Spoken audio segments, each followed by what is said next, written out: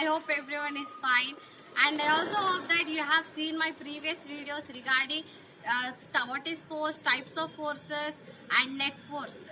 So yeah, till now we have seen that what all forces are acting and how are they acting. So you have seen these all, but what happens after the force is being applied, we'll know in this video.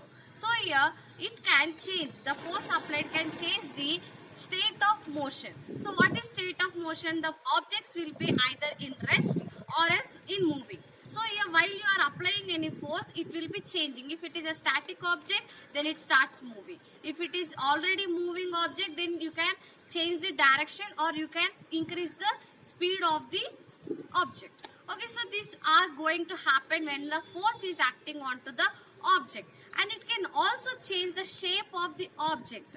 Okay, so while you are applying some pressure, you can break a chalk or break a stick or anything. So like that, these all examples we can give where it changes the, what is it, state of object or the shape of the object.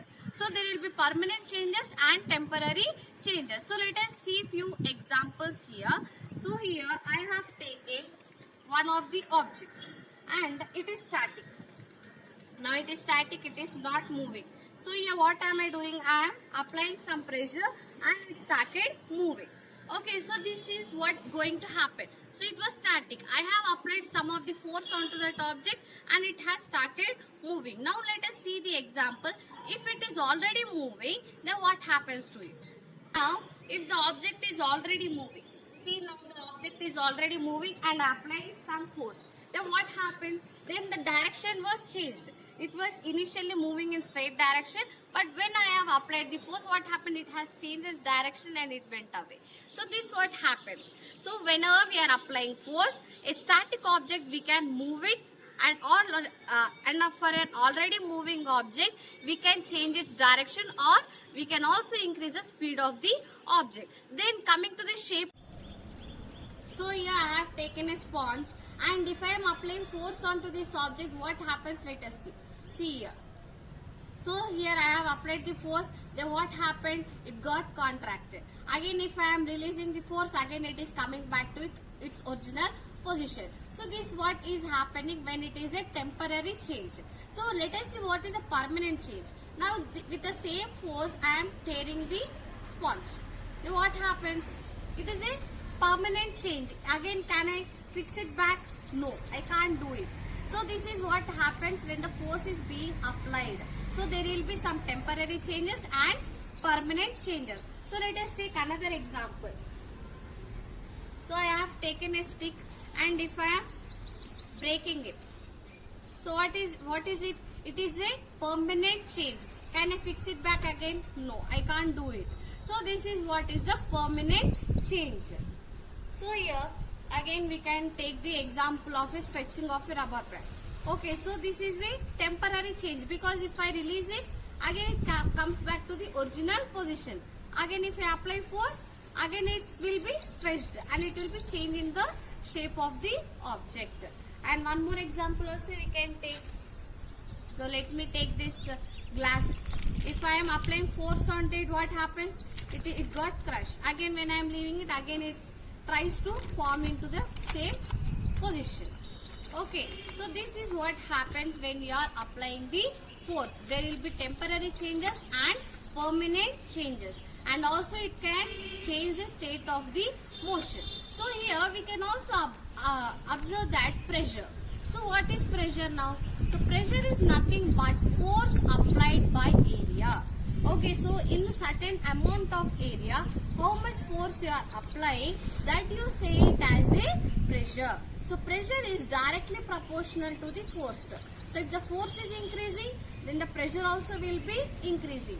And the pressure is inversely proportional to the area of contact. So here what is area of contact means? Now if the area of contact is increasing, then what happens? The pressure will be decreasing, and if the area of contact is decreasing, then the pressure will be increasing. So let me give you one example and say it.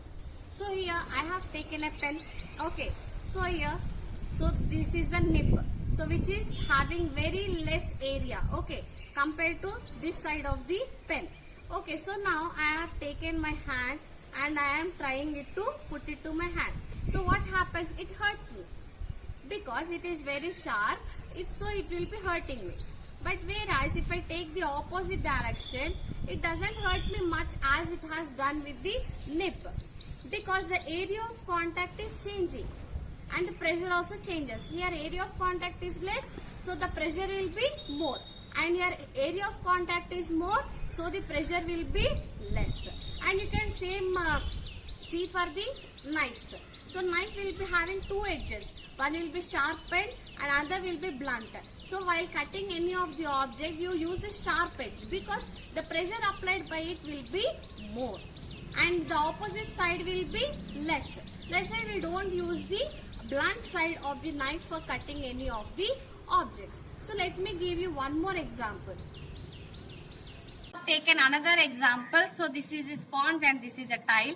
So it is having two surfaces. One is less area and this is the more area. Okay. So let us observe how the pressure is applied when it is in contact with the less area. So here we are applying. So I am just have placed it. So what happened is, you can see this got depressed. Means what, it is going down. But if the same, if I am placing the flattened side of the tile, then what happens? Did it go down? No, it did not go, because the pressure applied by the flat surface or the more area will be less. Okay, but whereas if it is the area will be less, then the pressure applied by the object will be more. So by this you can know that the pressure is inversely proportional to the area of contact. So if the pressure is increasing, then the area of contact will be less. If area of contact is more, then the pressure will be less. And it is directly proportional to the force acting. So if the pressure is increasing, then the force also will increase. If the force is decreasing, then pressure also will be decreasing. And the units of force is newtons. Okay, so here whatever value we write it, we will be writing newtons. So as we are in other cases, like we write meters, kilometers in the regarding speed. So in the same way, while representing force, we write newtons. We represent it with the capital N. So I hope you have understood what effects the force shows onto the objects. So whether it might be static object or moving object, and how it deforms the shape of the object, and also how the pressure is acting based on the force. So I hope it is very clear. If you have any doubt, please comment in my comment section. And till then, keep observing and keep learning. Thank you.